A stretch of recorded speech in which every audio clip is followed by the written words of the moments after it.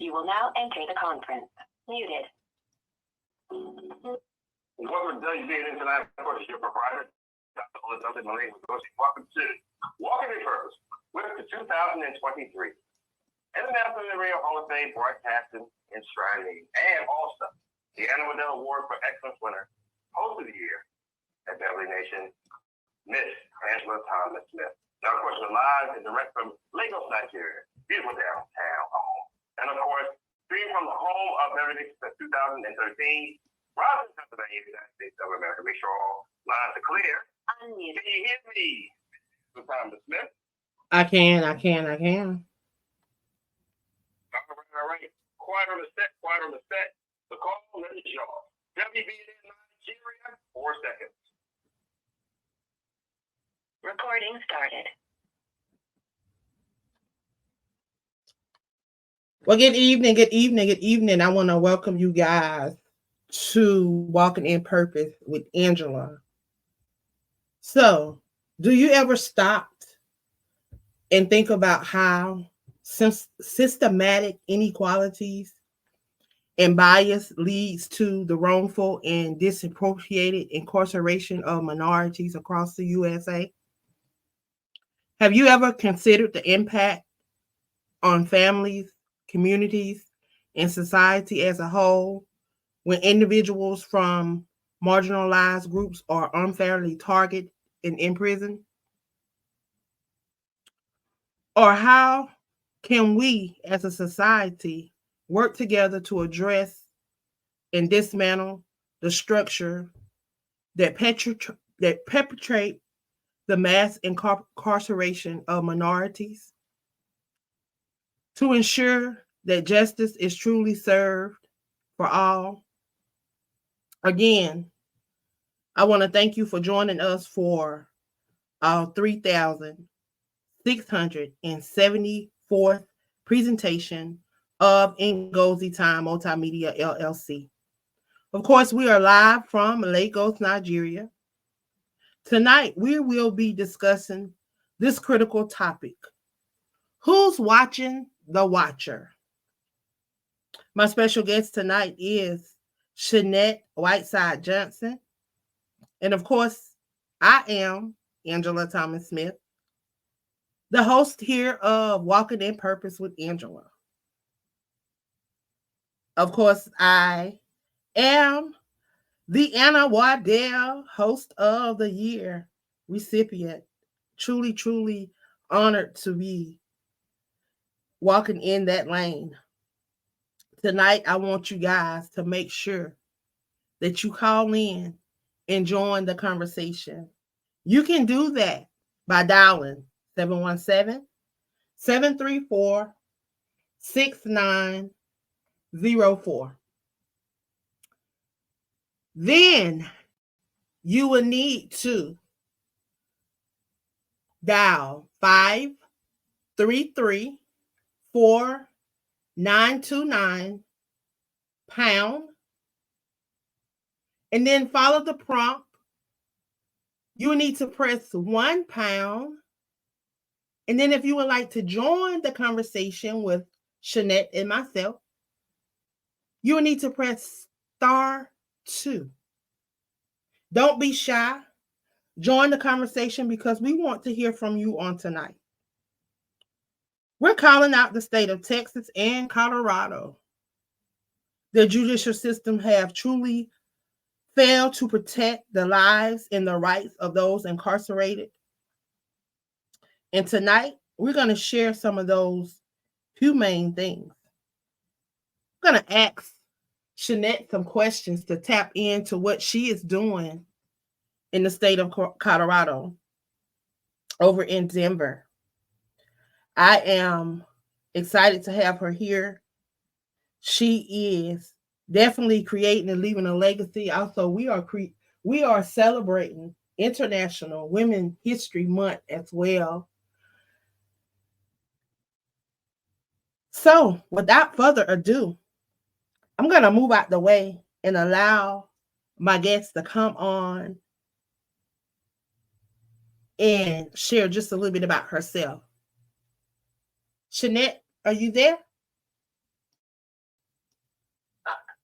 I am here. Thank you for having me. It's an honor to be on your platform this evening to discuss with you the injustice that's happening over in Denver and all over the world. Thank you for allowing me to be a part of the Crew podcast as well. Thank you. So if you would just give us a little background about you and how did you get involved with what you're doing? Well, my name is Shanette Johnson. I'm the host of Let's Talk About It. And how I got involved in it, my husband, Juan Johnson, is currently incarcerated in Denver, Colorado on a wrongful conviction. In 2009, he was arrested for a crime that he didn't commit. He was acquitted of murder, but he was found guilty of felony murder. In the state of Colorado, you have to have a predicate offense to go with in order to get a felony, in order to get felony murder. Let me put it that way. So in my husband's case, he didn't have a felony to go with it, but they still charged him with felony murder. Just because the word robbery was mentioned, the judge said that it was okay for that to stand. But your law says that in order for them to prove felony murder, that they have to show the underlying predicate offense, which would have been a robbery. My husband was never charged with a robbery offense. The witness even stated that Juan Johnson did not rob me. And so that's how mainly I got involved, because I'm listening to the how his how they represented him in court, how the charges came about, how he was denied due process, how the jury was not of his peers, how there was a rally, the DA had a rally going on outside of the courthouse while the jury was being picked and the jury was tainted. So she felt that, we're going to get rid of 5, but we're going to keep the rest of it. So hearing all of this, it angered me. The hairs on the back of my neck just stood up. And I wanted to get out there and be a voice for the men and women that has been wrongfully convicted over sentenced, being denied medical while incarcerated, just being forgotten. So that's how I got involved. I'm using my voice to speak for the voiceless. Wow. So what is your what are some of the challenges that you have faced in trying to help right this wrong that the state has done to your husband? Well, he has submitted motions to the different courts and stuff, but they're holding him at a lawyer level. They hold him like he's a lawyer when he's doing it pro se, when he's doing it himself, and they're denying it. So it's a struggle right there when you're actually giving the state back the law. When you reciting the law back to them, they throw it back in your face. Well, no, it should have been already mentioned, because they want to hold him at like he's a lawyer, but he's not a lawyer. He's doing it pro se. He's been denied records. Right now, his transcript, his whole case is sealed.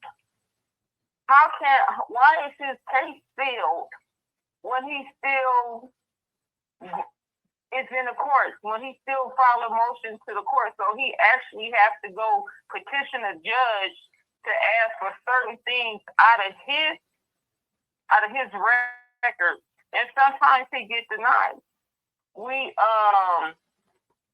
I got kind of nervous when I had started fearing that we'd get some backlash and stuff, and we finally did. A week ago, they restricted my phone from him calling me, because they said we did a three-way calling, and it wasn't so. We did not do a three-way calling.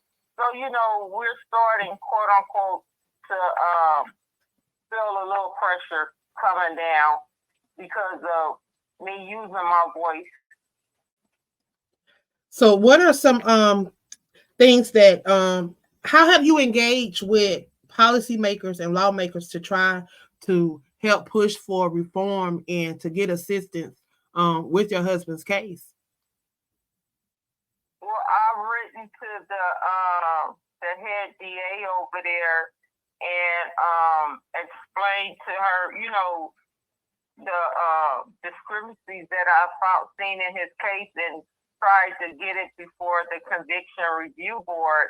And she written me back telling me that she didn't have no jurisdiction over that, and to reach out to someone else.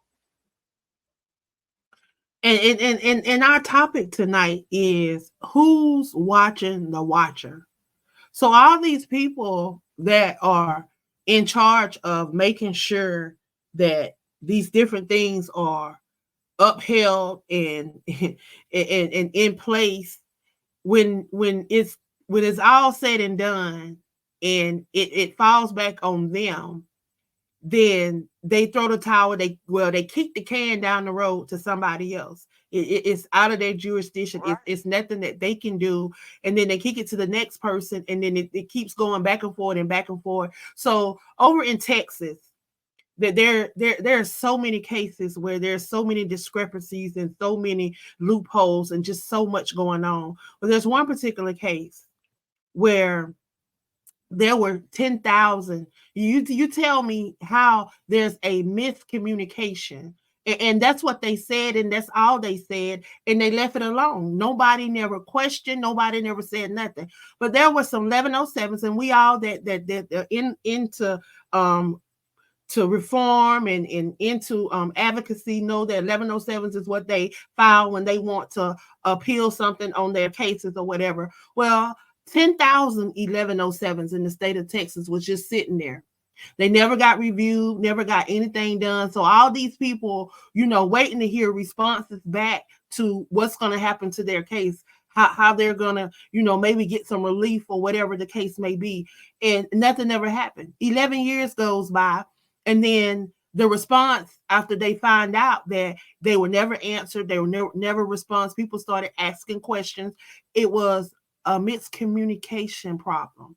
Okay, so what happens after the miscommunication problem? What do y'all do? So now what happens? Because now you got individuals that if they could have gotten these 1107 approved, they could be home now. You got individuals Right. that's 70 years old, like Mr. Robert De La Cruz. This man is 70 years old, wrongfully incarcerated, have alibis, have witnesses, have forensic evidence, have so much. And then you even have where a judge said that they don't see how the jury found this man guilty and said that he should not be in prison. Well, now this man is not, the judge has now passed on. So now what can we do? You have all these cases where it's just so much is going on. And then you have individuals that are incarcerated that's having to go through all of this trauma, because that's what happened. They dealing with trauma, because if you witness somebody die and you watch them move the body, and then you watching people just go on with their lives like nothing has happened, like that person's not laying there dead, and and you seeing this on a day-to-day basis and nothing is being done about it. Like the state of Texas, like we call them for them alphabets. I can't say their names, but we call them for them alphabets to do their job too. And to go into the state of Texas and into the and over there in Colorado. And please, I want you to share some of those numbers of those guys that you have been talking to that's incarcerated, and the sentences that they've given these people.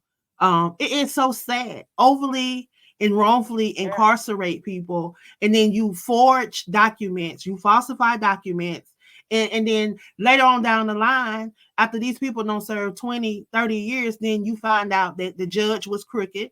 You found out that the DA was crooked. You found out that they was falsifying and fluffing evidence. And then what happens? They don't do nothing. They don't give you no relief. They do nothing. So please share about what's going on out there right now, because I don't think a lot of people really know a lot, because a lot of this stuff don't make mainstream news. It don't make the media. Like all these deaths and suicides and drug overdoses that's happening in TDCJ, nobody's talking about it. It's not making the news. None of the news outlets will respond to the emails. So share with the people tonight some of those numbers that we've been talking about. Well, I'm gonna mention their names. I got permission from them. I spoke to them probably about 30 minutes ago, and I'm going to mention their names.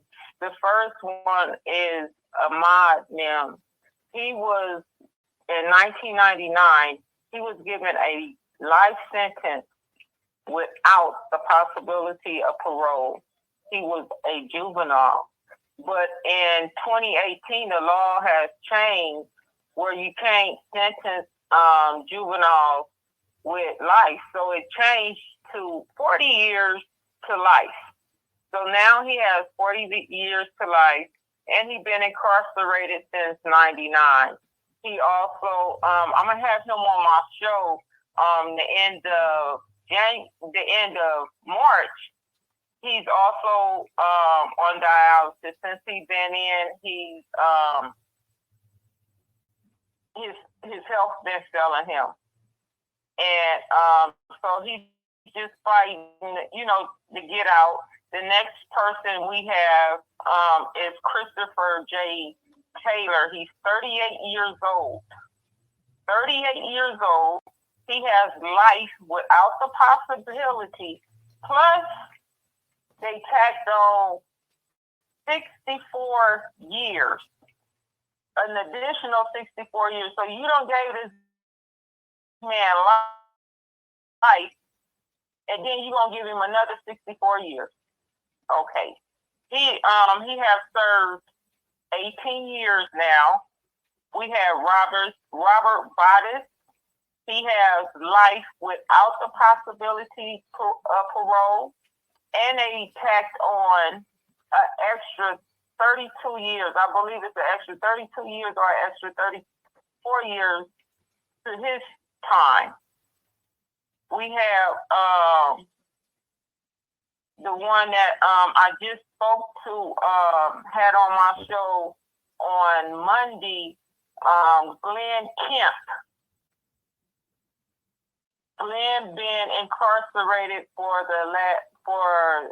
I believe it was 20 plus years, and they sentenced him. He has 192 years, 192 years, plus they added a life sentence on top of that. That is excessive sentence. And for listening to his case, and I'm reading it because they send me their transcripts and stuff.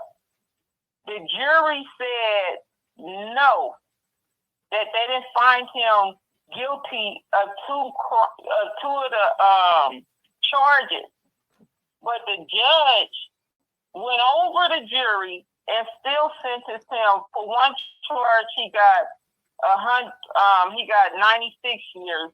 For the other no, he got 96 years.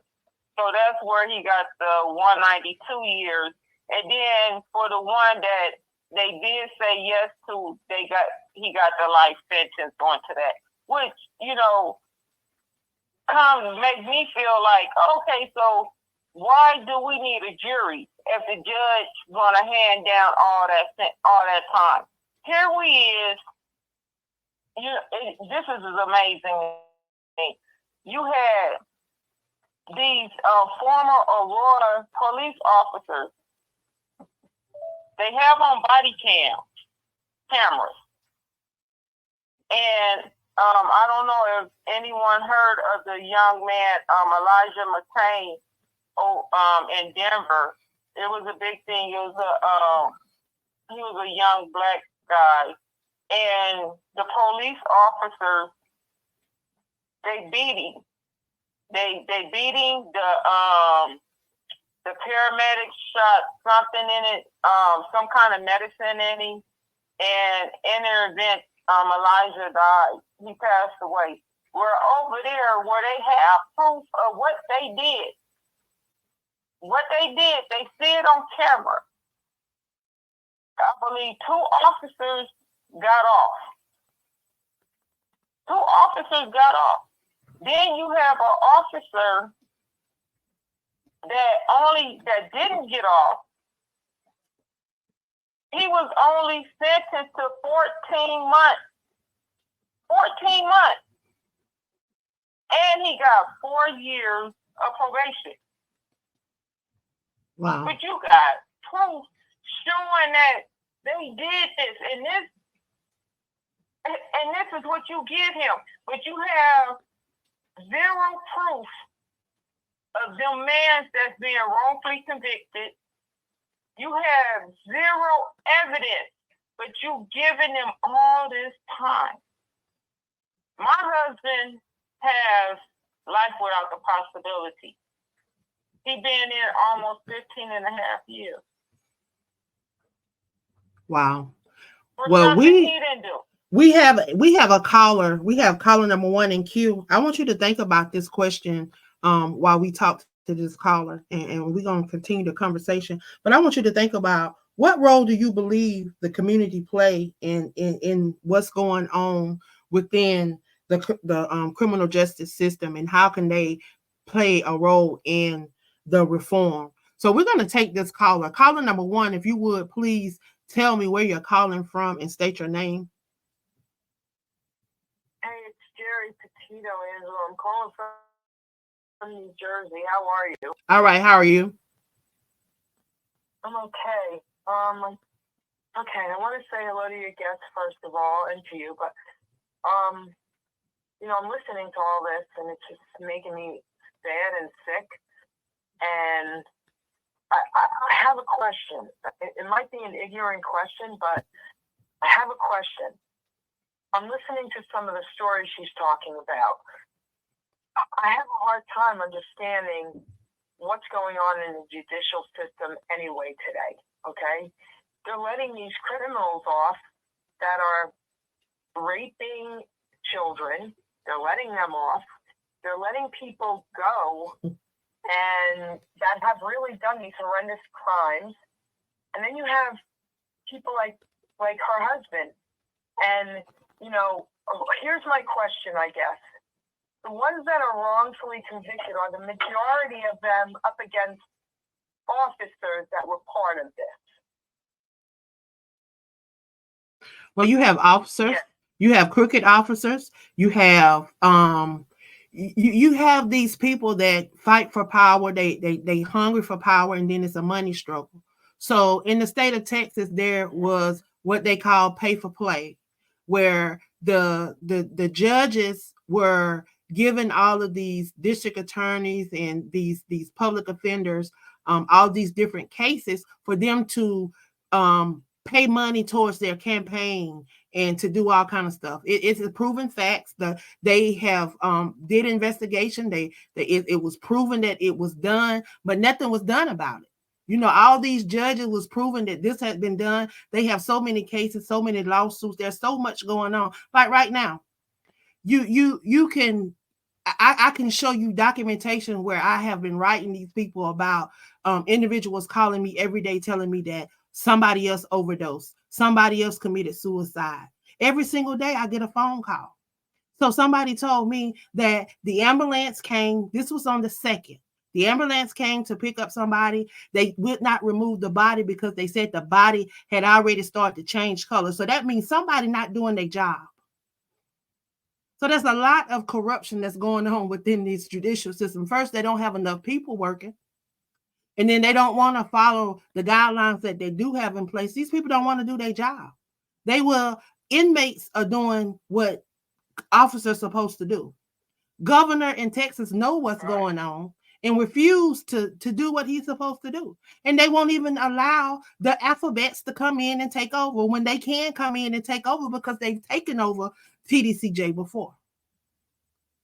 And it was ran a whole lot different. So let me ask your guest something. In the case with your husband, sweetie, was he up against like an officer that may have gone to jail, and instead they put your husband in jail? Well, yes. Thank you for bringing that up because I was getting ready to bring that up. Okay. Also, recently the head detective that was over my husband's case, he just got arrested. And everything is starting to come out. I believe they're getting ready to look at his cases because he fabricated some things in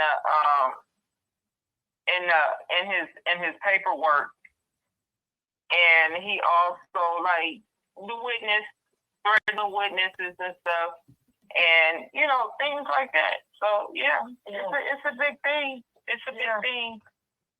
I have officers in my family, and we talk about some of this horrendous stuff, and they would, bringing things to my attention, and it's just heartbreaking. And I'll just keep you in prayer, and I just pray one day maybe justice prevails for you and your husband and these other people. But I'm just really sad for you guys.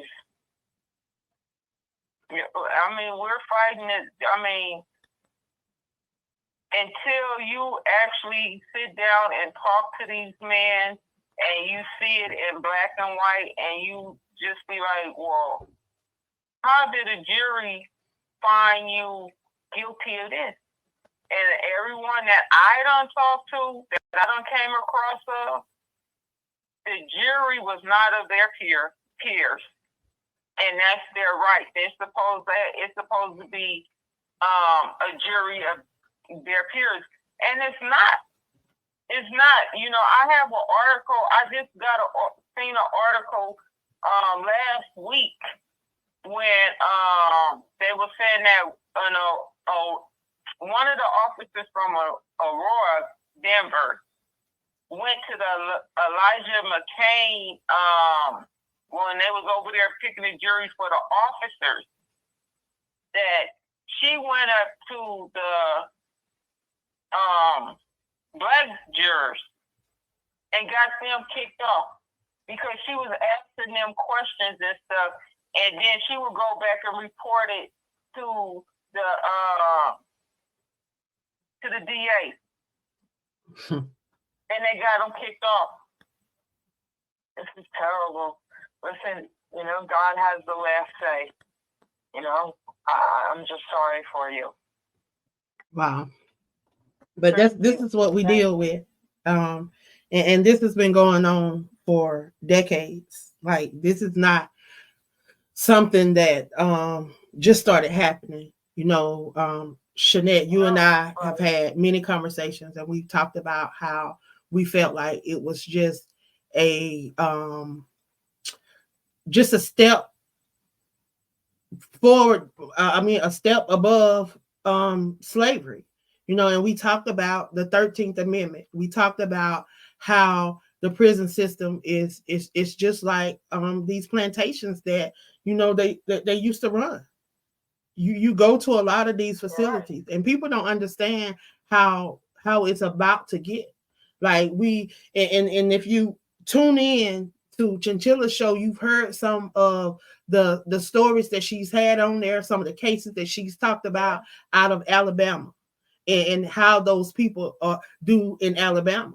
Well, Alabama's getting ready to get $1 billion new facility, and the state of Georgia is getting a $1 billion facility by 2029. So they steady opening up these prisons because people don't understand that these prison systems run major industries.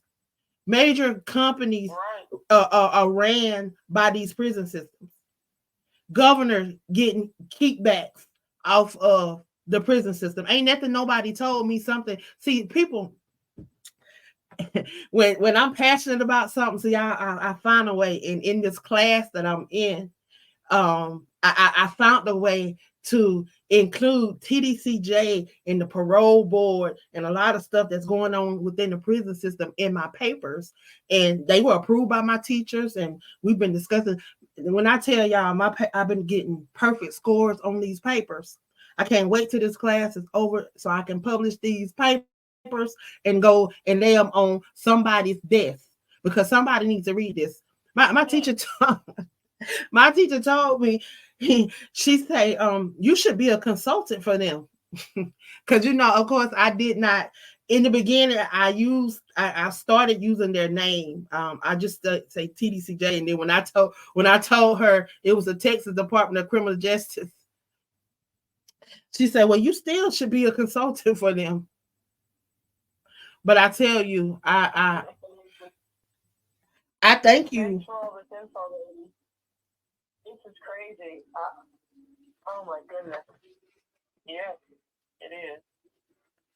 But it's not gonna stop and get no better until we do something about it. And this is the season. You know, we got to elect some people that is truly, and we got to stop looking at the whatever, if they're a Democrat or they're a Republican. You got to look and see if they morals meet your morals.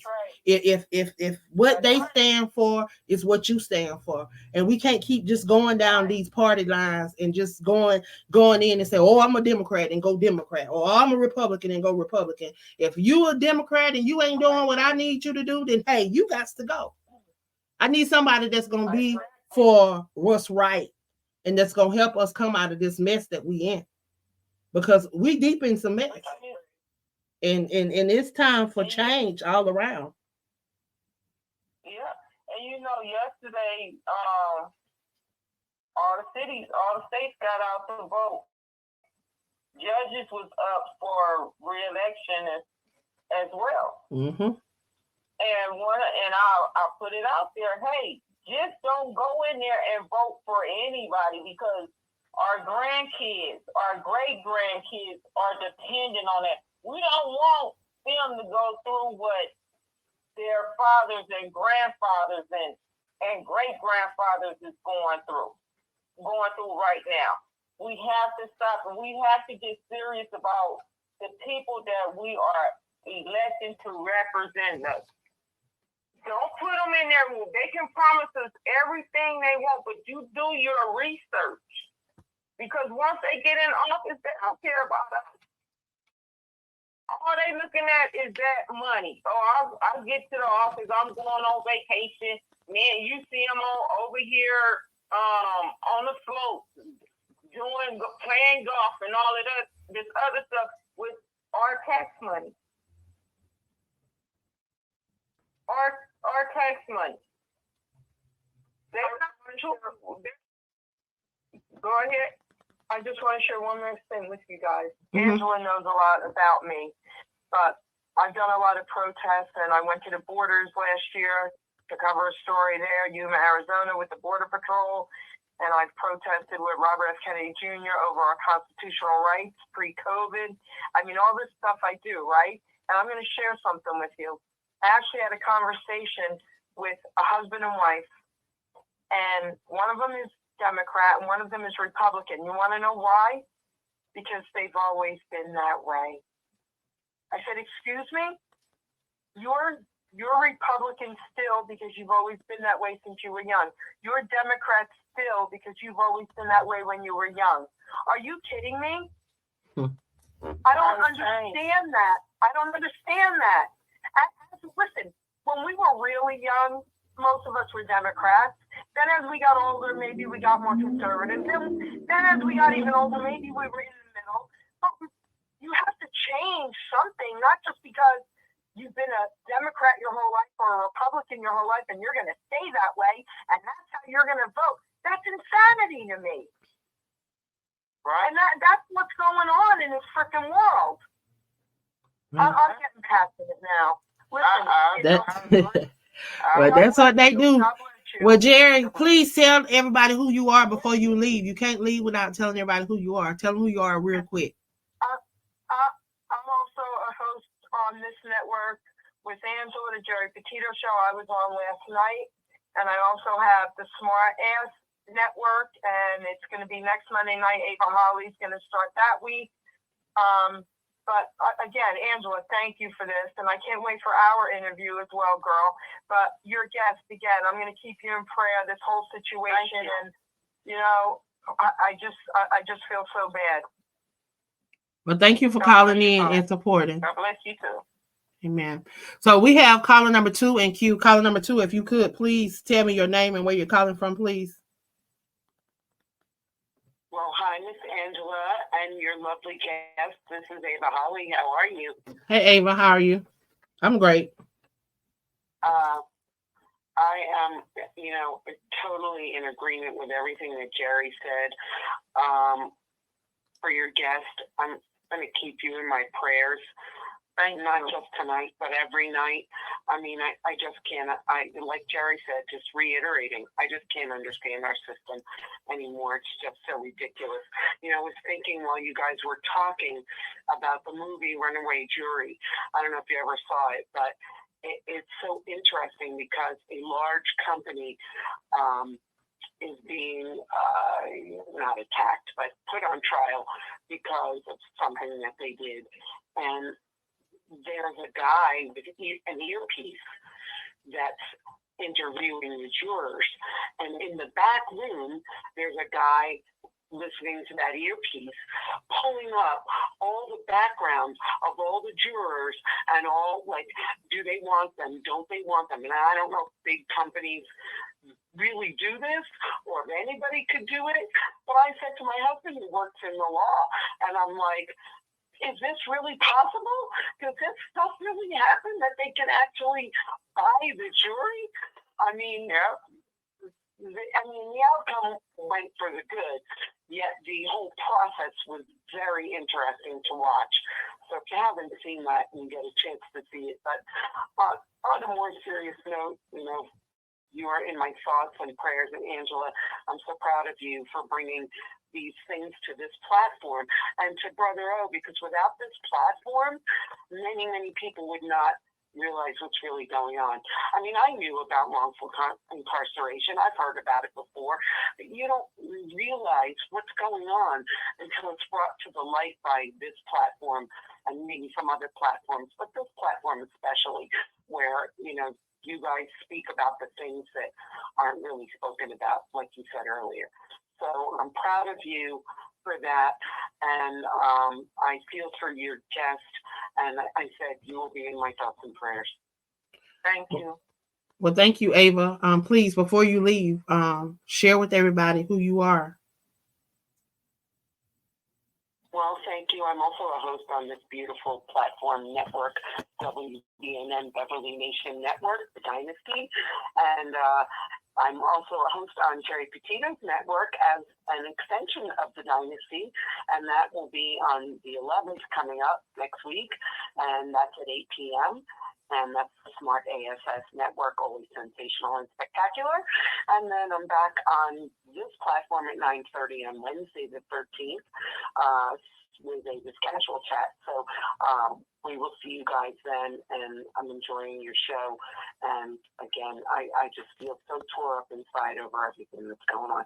So thank you for having me on, and go continue with your other callers and the rest of your show.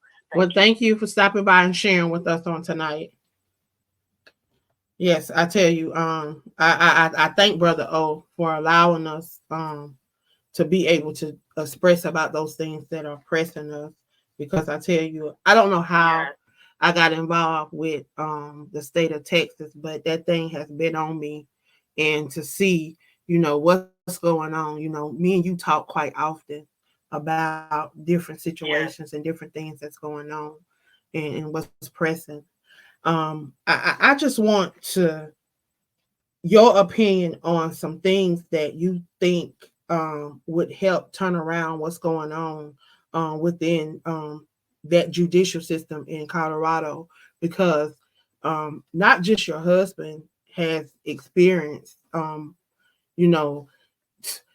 they totally left out evidence. They didn't want to include certain stuff. They denied witnesses. They did all kind of stuff that could have proved these people innocent, and then they want you to use the law, and then they turn around and say, well, this doesn't apply. This doesn't apply. Oh, this is not my jurisdiction. So what are some changes that you feel need to come forth that need to take place over there? Well, I think it needs to be someone that's in there that's brave enough that will stand up and will voice their opinion and not back down to them. Don't get in office and be weak when it's time to hit the pavement. Don't be weak. Go on there and be strong and use your voice to speak up for the ones that don't have a voice.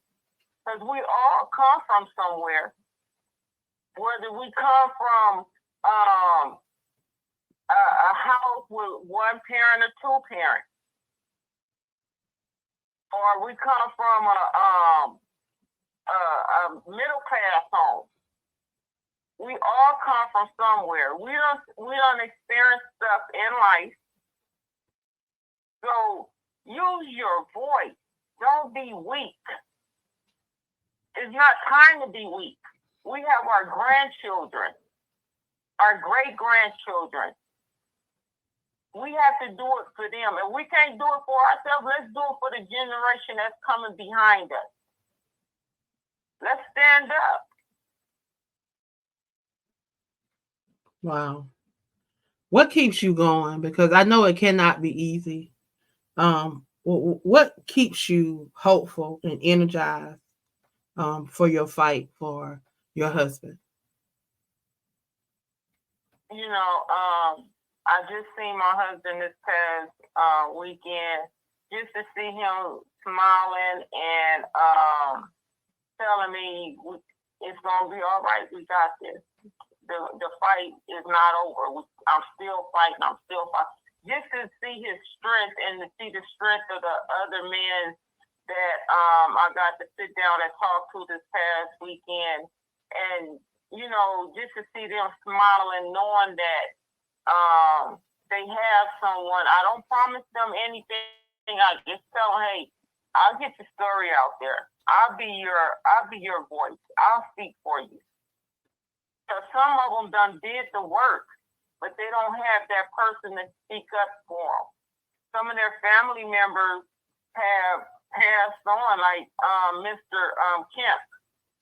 His mom and dad is gone. His sister is gone.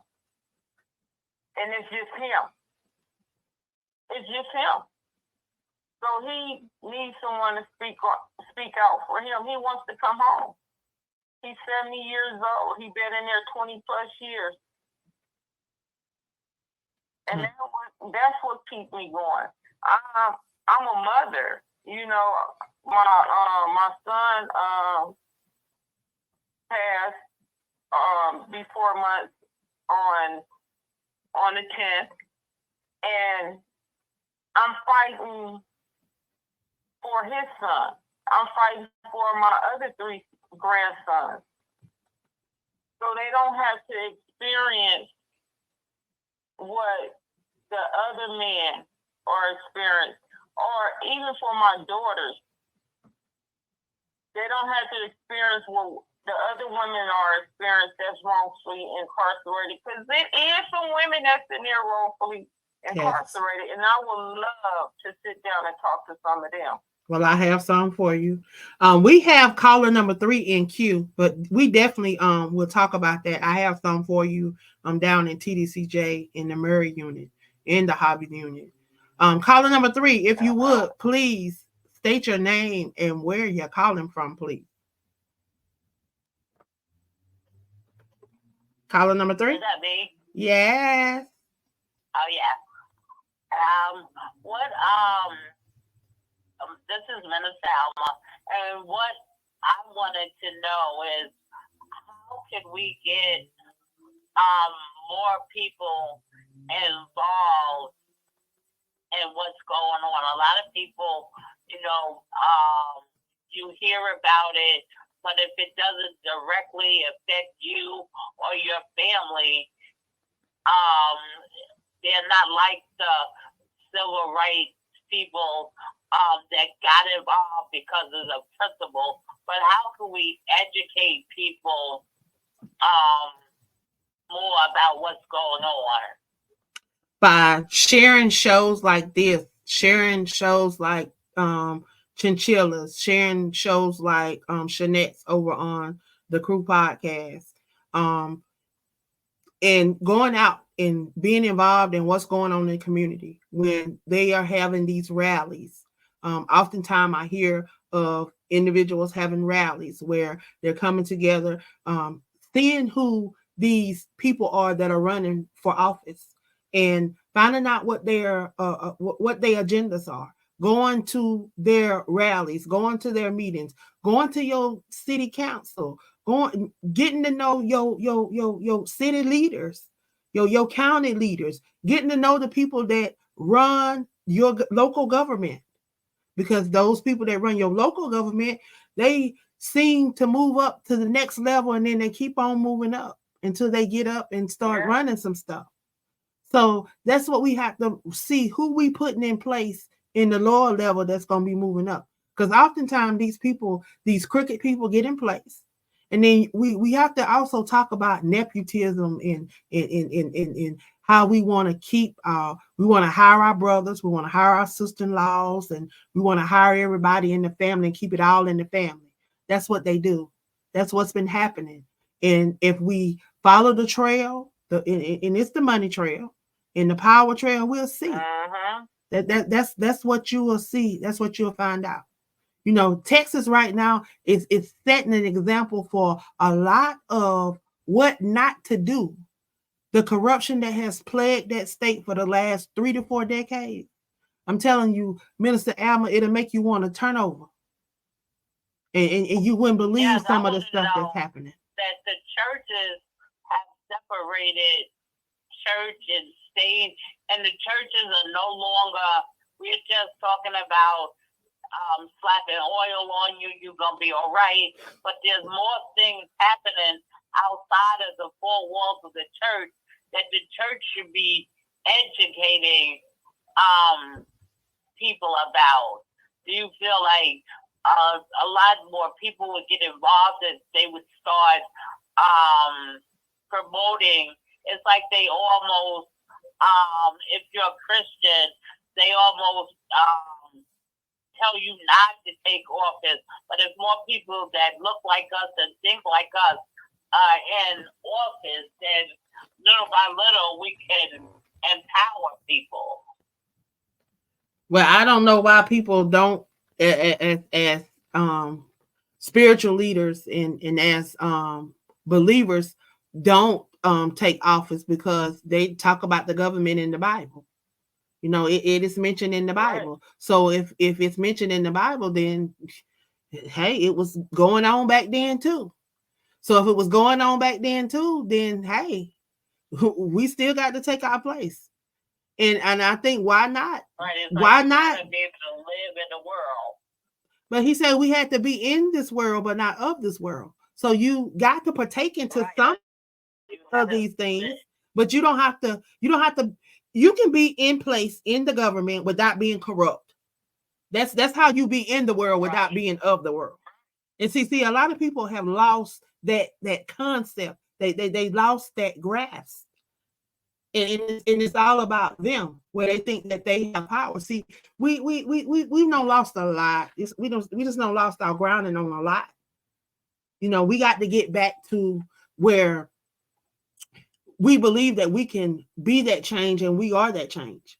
You know, see, a lot of people think that their voice don't matter, that they can't, because they have told us that, and they have done this to us for so long. And guess what? They keep doing it because what? We accept it. We allow it. We don't stand up. We don't fight. If you keep allowing something, then they're going to keep doing it. But if you stand up and say, no, enough is enough, then guess what? Then they're going to have to figure out, well, what else can they do? See, when we said enough was enough, then they start saying, okay, well, we can't keep giving them welfare. We got to find something for them to do. See, that's what they sit back in these rooms and they think about stuff. But see, now what they did was what they tell us. They told us to go get an education. They told us to go live in the suburbs. We did all that. So now that we did that, and we started to level up to where they were, then it became a problem. Then they started with their shenanigans, and then they started with their little stuff, and then that's when the late 80s, the early 90s, that's when the over incarceration, they start throwing all our black men in prison. And then they started with I'm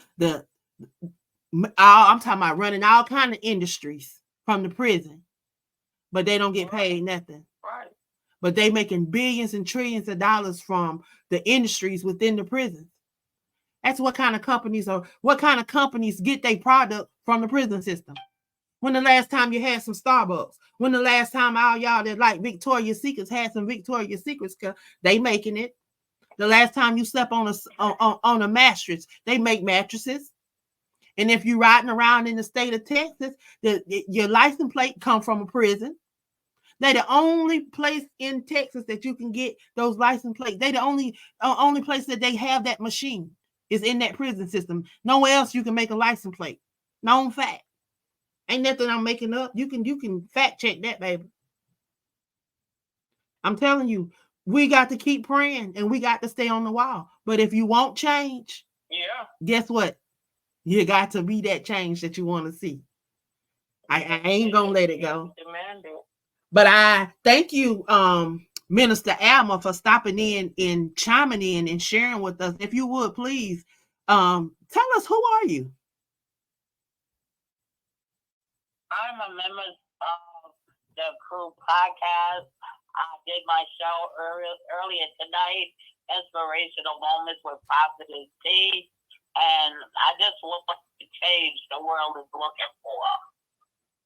Wow. Well, I thank you for coming on and sharing with us on tonight and being a part of the conversation and being that change. I just have to share a brief testimony about this warrior, this queen.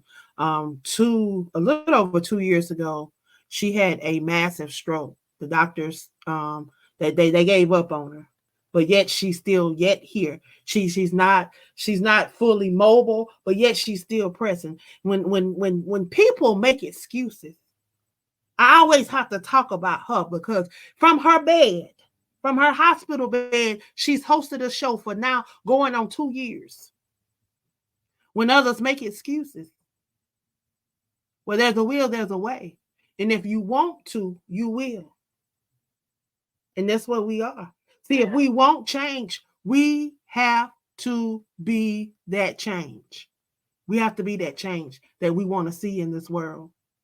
We can't keep talking about it. We got to be about it. And she's definitely been about that. And I thank her for being who she is and being an example, letting those out there know that don't give up. Don't give up. No matter what happens, don't give up. Because y'all, things are going to come at you. See, when the enemy is going to peek into your future and see what you're capable of and the anointing that's on your life, he'll definitely try to snatch it from you. But no weapon form, no weapon form, no weapon form. I thank you, Minister Prophetess Alma, for stopping by and just for being just who you are. Thank you for chiming in, and thank you for being a part of the Crew podcast. I thank you, Shanette, for being my guest tonight. I tell you, it has definitely been a struggle. It's hard. Trying to get people involved. So how do you get people involved with your fight for your husband and getting the word out? How do you get people involved? I talk. I'm just really starting to use my voice, because people that knows me know I'm not a big talker. But when I'm passionate about something, that's when I begin to speak out. And this is what I do. I just start talking to people. I started posting. I did did a post. I just started posting, and I did a Facebook group for my husband, and started posting up all his information in there. And anybody that asks me about him, I just tell them. They're like, "Oh, where's your husband?" "Oh, he's in Denver fighting a wrongful conviction." And it'll just stop them in their tracks, and then they get curious, and then they start asking me about his case. And then, I just start planting them little seeds in them, make them hungry, start dropping them, and then once they get hungry, then they come on board. Wow. So what are your future plans? What are your future plans and goals to continue to address some of the issues in Colorado and to fight for reform there? Well, you know what? Me and him was talking, and I see how Texas have the Free Texas campaign. So I was telling him, I said, I want to start that. I want to do a Free Denver campaign. I want people to see the men and women. I want them to see their faith. The ones that's wrongfully convicted, the ones that's over sentenced. I want their face to be seen. We see a lot of the men that's being exonerated, and I'm so happy for them that's coming out that done did like 35 years, 45 years and stuff in prison for something they didn't do. So now I want the world to see the men and the women. I want them to see their face that's been wrongfully incarcerated all these years. I want their face to be seen as well. So I'm going to continuously use my voice and tell each one of their stories to whoever will listen, so we can get on board. Also, man, you talked about trying to come up with a defense where we can campaign where we can help these men and these women that don't have funds or anybody to help them to file motions in these courts. So that's where my mind is. I'm ready to fight because this is crazy. This is unjust. This is unjust. Well, we have another caller, and we're going to keep on talking. But we got another caller. Caller number 4 is in queue. Caller number 4, if you would, please state your name and where you're calling from. Yo, this is Clever 1-1 high for the Bulls Brothers, representing from the Broad Street bully side of Philadelphia, where your baby mom grandmother threw holy water on the trash man because he ain't pick up the cat litter. What's good? Hey, Clever One, how you doing? Oh, fabulous tonight, I'm saying? How are you ladies? Shout out to your guests. And, we will, may light be shined upon your family. And, may we get from these journeys to and from safety, with safety and security, you know what I'm saying? And go fighting the same battle out here, you know what I'm saying? And shout out to all the OGs that's holding it down up there, you know what I'm saying, behind the wall, you mean? But what I want to say about this thing is first, 2 things, I'll be brief as possible. The first thing is where we have to understand that we're dealing with a lot of man-made laws here, where you have God-made laws and you have people who substitute laws to accommodate themselves and fashion them to their liking.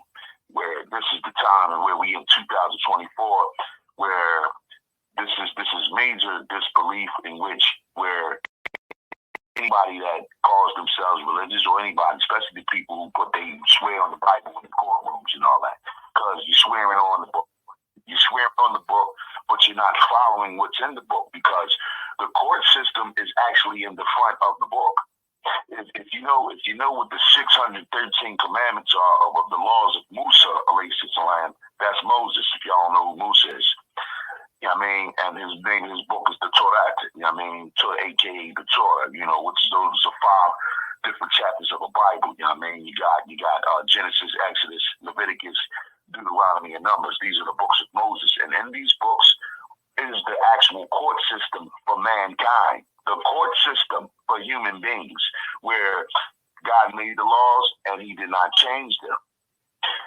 I say it again. God made the laws and he never changed them. And he did not give anyone permission to change them. Only thing that he gave was prescribed to was the messengers in which he chose when it was time to choose one. And whenever he chose one, he gave them specifics. And if he abrogated things, it was specifically abrogated. You know what I'm saying? He did not change. He did not substitute. He did not give anybody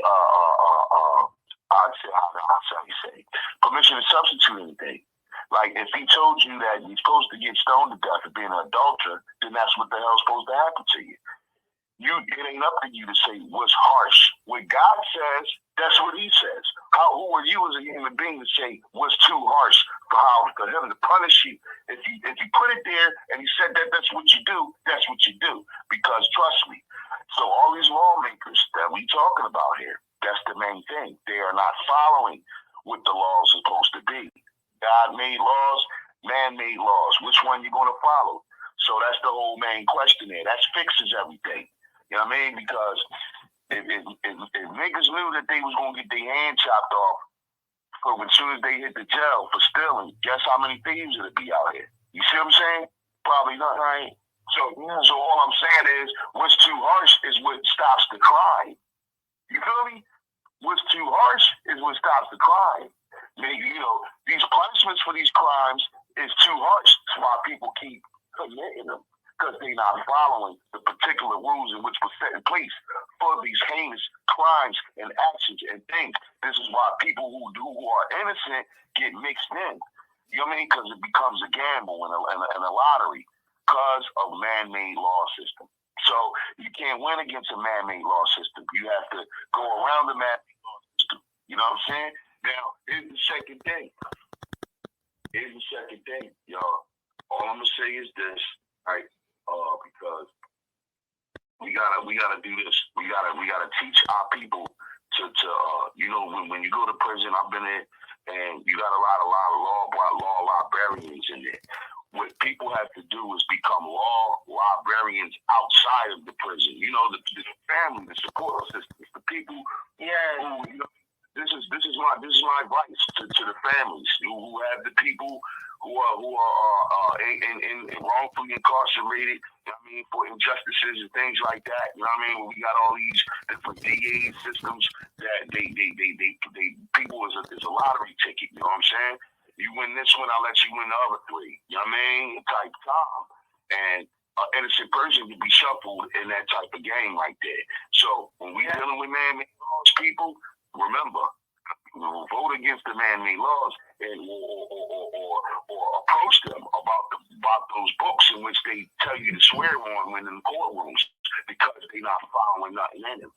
You know what I'm saying? So that's what I got for you. You know what I'm saying? I will be on sometime this month, maybe somewhere in the 18th, 19th area, Wednesday. You know what I'm saying? And the topic will be, because I never put out my topics, but the topic will be, are you afraid to beat your badass kids? And what is your concern with VHS and child services? That's the name of it. So tune in with me, you know what I mean, later on this month on Wednesday. I'm Clever one half of the Bulls Brothers, representing from the Broad Street Bully side of Philadelphia, where we might have to hunt your kids down for shooting at public transportation with ladies and kids who want to check your satellites. And that was Clever One, y'all. That is one, I tell you. I love my co-host over here on the WBNN. I tell you, we are a network of many. I tell you, we come from different walks, and he always makes me laugh. He always got something. He speaks some knowledge now, but he gonna make you laugh. He gonna make you laugh. Yes, Cheryl. Yeah. I love him too. He gonna make you laugh. He gonna make you laugh. So, he was right on everything. I wanted to bring this up why it was fresh on my mind. It was I believe a senator or a congressman over in Denver. His name is Pete Lee. Well, he's no longer in that district no more because he resided out. So it was a whole thing over there. But when they rewrote the felony murder law, inside that article that he read, that he talked to the news media, he said, quote unquote, that if you're over, I believe, 30, that you're not redeemable. You're not redeemable. But if you're under 30, you're redeemable. And who told him that? Who gave him, who certified him to be able to redeem somebody? And I'm like, how you gonna say that when we're all redeemable? Well, according to the state of Texas, the inmates are not they don't believe in rehabilitation. They don't believe that the prisoners can be rehabilitated. and they do not believe in having rehabilitation programs. You can go to any, they're going to say, of course, they're going to say that they have programs, but you can talk to any inmate and they'll tell you they don't even have recreation. Everything that TDCJ lie about and say that they're doing. I have a report from the ombudsman stating in a document with letterhead from TDCJ stating that he did an investigation and that this was this and this was that. But I have a phone call, a recorded phone call live on TikTok where I was on the phone with the warehouse manager from the San Antonio Food Bank, where we discussed the delivery that was made to a prison in TDCJ. The food was distributed out to the officers. Officers took the food home, gave what they wanted to some of the inmates that worked in the kitchen, and then those inmates were trying to sell it to the other prisoners. Food that was given to them by the food bank that was donated by citizens of Texas. So I asked the warehouse manager, I said, do you think your stakeholders would want to know that you are providing food for the guards and not the inmates, and that they are able to take it home to their homes and feed their families? Well, he said it was not intended for that and it would not happen again because they're not doing any more deliveries. So I got that on recording. Wow. Yeah, I got that on recording. But the ombudsman lied in his report. So now I wrote the Office of Inspector General. I supposedly have a investigation going on. He gave me a case number and all that. But supposedly they're going to investigate that and find out what's going on with that. Because inmates were served beans with maggots in it. Well, they told me it was maggots. But then the warden and all the other people said that it was wheat worms. I don't care what kind of larva it was. The fact that it was in the beans, it should not have been served. So, y'all, we have caller number 5 in queue. Caller number 5, if you would, please state your name and where you're calling from, please. Travel name, Hooney Barkatun, calling from Nashville, Tennessee. Well, hello, Hooney. His name is Master, Magic Man Haru. I'm doing fairly well. But I've been over 38 years, I've been duly prepared to be in control of my emotions because, you know, it's a challenge not to be disturbed by so many things that I have heard and this beautiful and brilliant sister is sharing with all of us tonight. Okay? So let me go right to it. First of all, we as a people, right, and I'm saying this specifically, we have accepted for too long a wicked system that was never ever designed with us in mind. It was designed for them in their time. Yeah. And when I say this, I'm not just talking about politics. I'm talking about when they stepped in and overstepped their bounds and took control of religious affairs for you Christian people out there, for you Jewish people out there, for you so-called Muslims out there. We are the original people, the black and brown that these scriptures were talking about. So it goes back, and I'm trying to be as universal as I possibly can because a lot was shared. Starting from the leadership, either they don't even know themselves, right, who and what we are, or they haven't really properly accepted themselves that we're the people of the scripture, right? How can they even begin to teach the congregation that they're supposed to hold responsibility for? So what they did, and this applies especially in our neighborhoods, whether it's a synagogue, church, or masjid, right? We as a people have to take our soul back because there ain't no soul in it.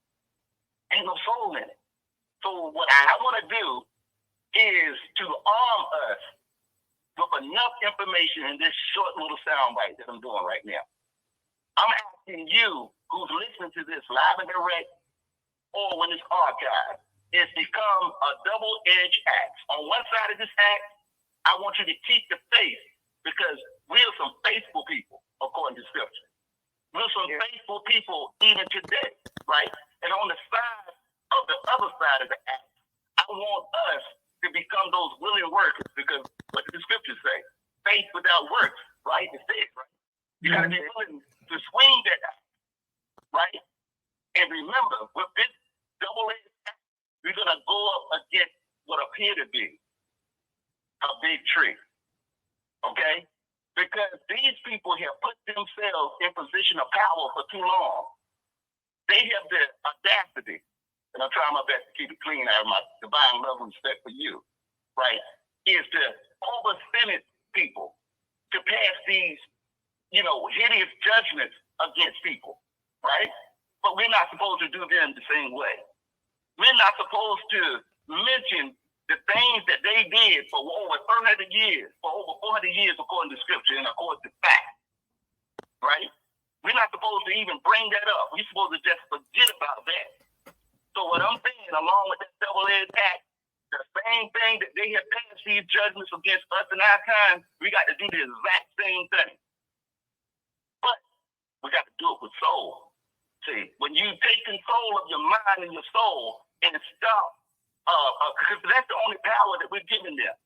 And I'm sad to say this, but I have to say it.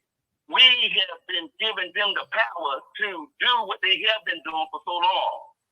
So when you love like I hate me, what I'm about to say right now is take your soul back.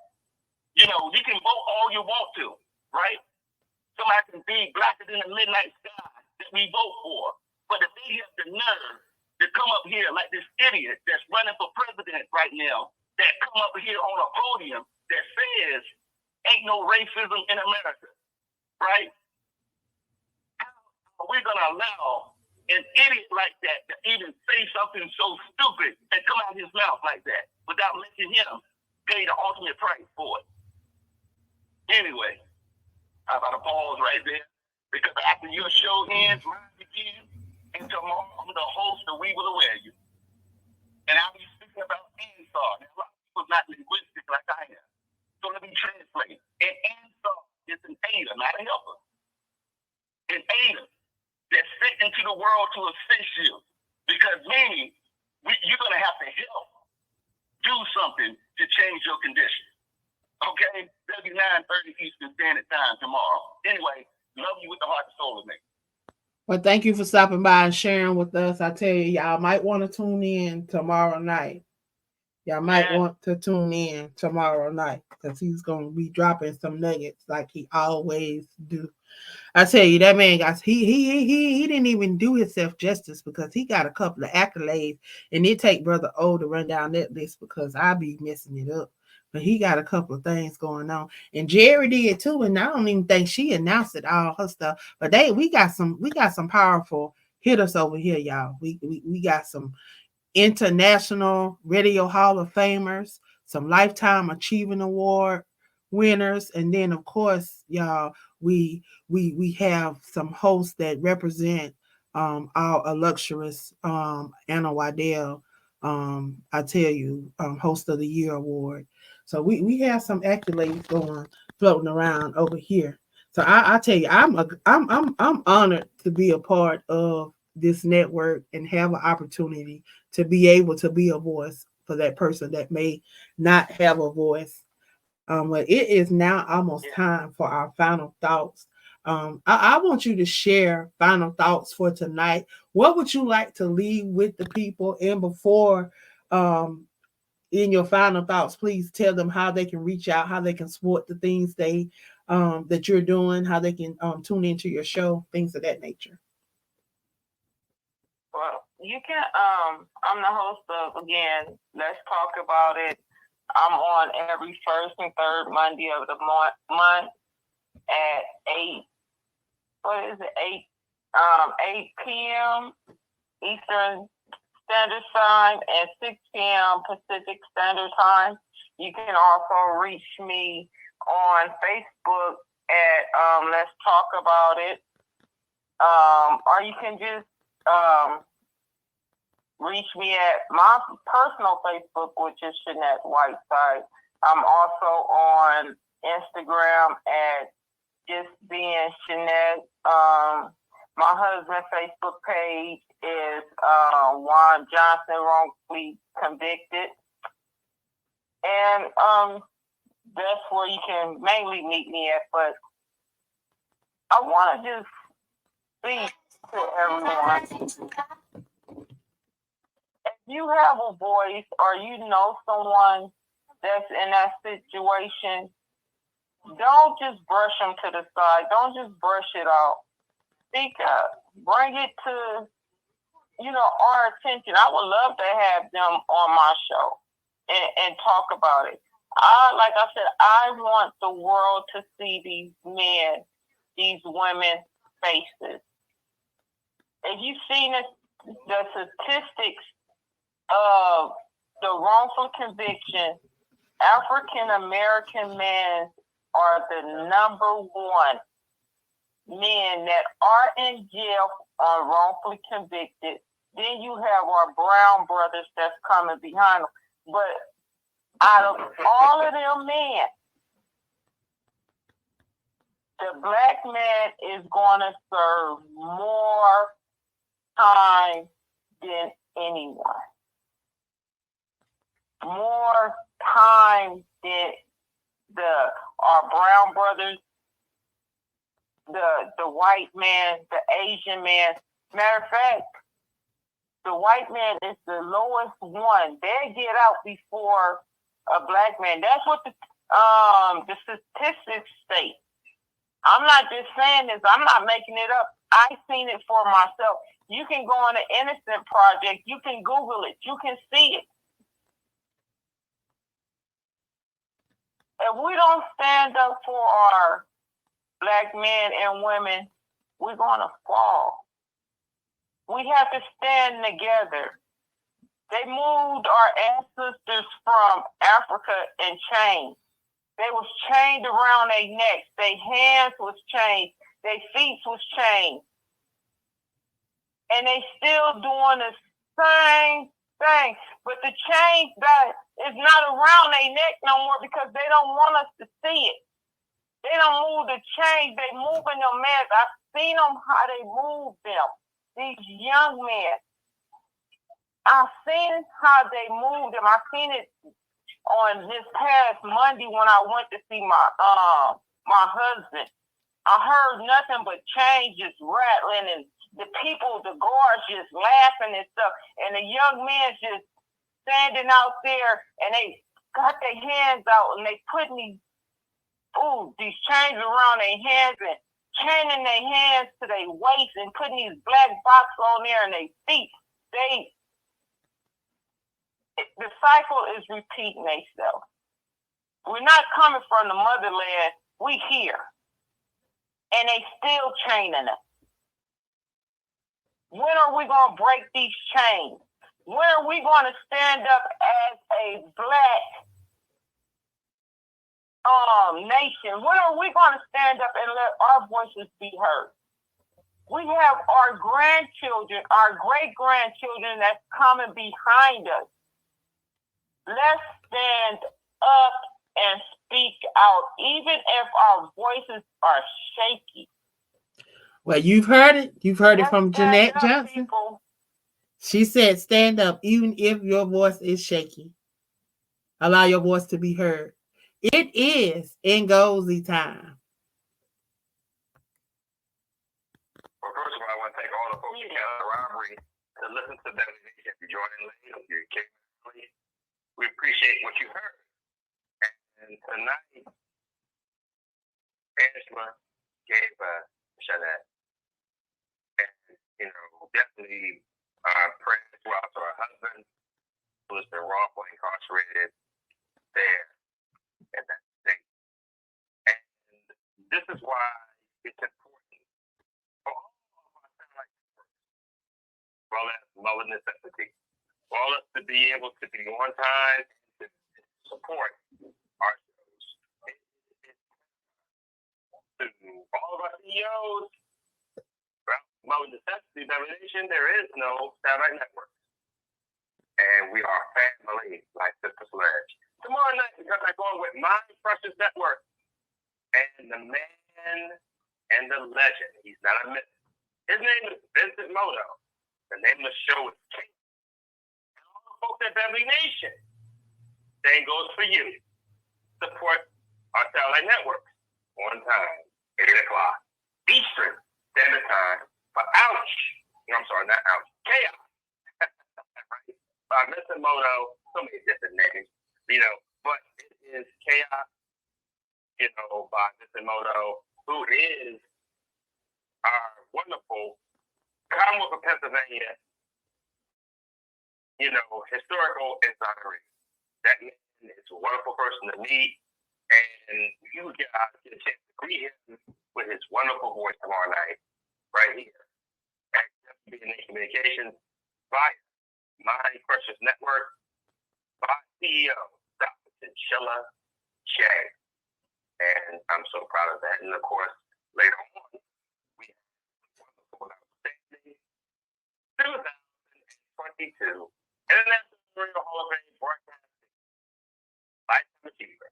He also has a network on the satellites of our network, Yahuwah Hawk Network, the Magic Peru, Uni Papato. The rest we get from our Viva Way, Eastern Standard Time, on the one and only Family Nation, of course. Family Nation advertising through Wbnn Communications. And of course, we just, right? So we talk about Wbnn has advertising through go to time all time media. Google, Instagram, and that's Twitter. All of them, we go to Facebook. Any comments, suggestions on what we're programming tonight? Oh, like they lay. Go to mine. You know that time I am. Your mother and father's favorite producer, Dr. Olazana Lay, we go to say again. Nice. So all the folks out there on Force Radio support us on the constant basis. And congratulations to Angela Tyler Smith on her 55th Wbnn all-time connection record and second consecutive with the historic Darlene Lawrence Championship, honoring a late, great Hall of Famer. Imagine that. Wow. I'm so proud tonight. Everything we do on the constant basis here at Mother Necessity. And now, the 2023 Anna Waddell Award winner for excellence, the Wbnn host of the year. But, however, in Excelsior, the 2023 International Radio Hall of Fame broadcasted enshrining the Queen of Collaboration, the outstanding Angela Thomas Unmuted. Smith. Well, I want to thank everyone that tuned in tonight. This was for you. It would not be possible without you guys. So thank you guys for tuning in. I want to thank Shanette for coming over and sharing with me on tonight and just being exactly who she is. Y'all continue to be a voice. We have to be the change that we desire to see in this world. If you want change, change start and end with you. Be that change. Y'all, I will be back on April the 3rd. My special guest will be Sandra Gonzalez. She is the daughter of Roberto de la Cruz, who has been wrongfully incarcerated for over 26 years. This 70-year-old man has cried to me twice, and we're going to share his story. Y'all make sure y'all tune in, share it with somebody, invite a friend. I love y'all. See you next time.